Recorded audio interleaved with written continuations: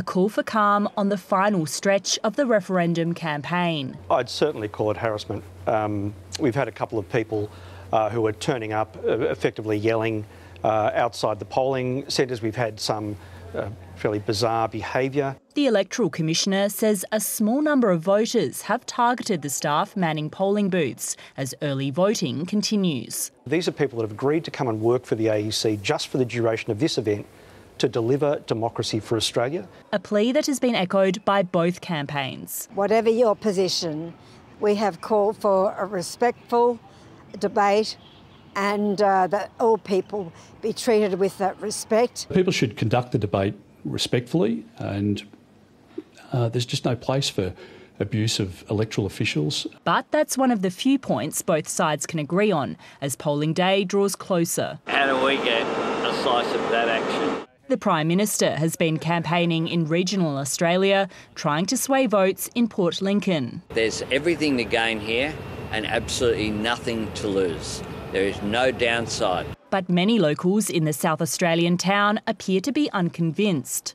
Most of my family are voting no. On the fence, but leaning towards no. If I believe Facebook, no.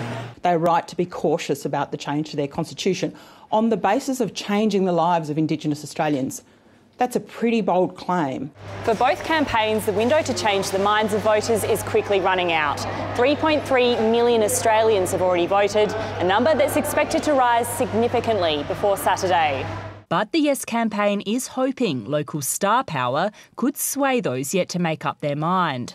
If not now, then when? If not us, then who? A rallying call in the final days of the campaign. Stephanie Richards, ABC News. And the Prime Minister is now in Uluru as part of his final push for the voice to Parliament. Indigenous Affairs reporter Isabella Higgins is travelling with him. Isabella, this is of course where the Uluru Statement of the Heart originated. What is Anthony Albanese planning?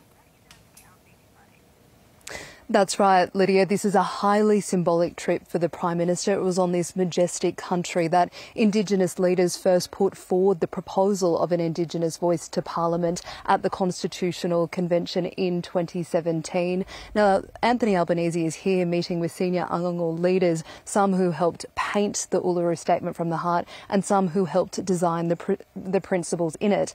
While he's here on country, he was greeted with ancient song and ceremony from some of those leaders. And when you're here in this country, you get a sense of that enduring ancient culture. But it's also here in some of these remote communities that they've experienced some of the worst disadvantage and disempowerment in recent decades. So the Prime Minister is here in the final days of this referendum campaign to remind the Australian public that this is where the voice to Parliament came from and this is who it's for.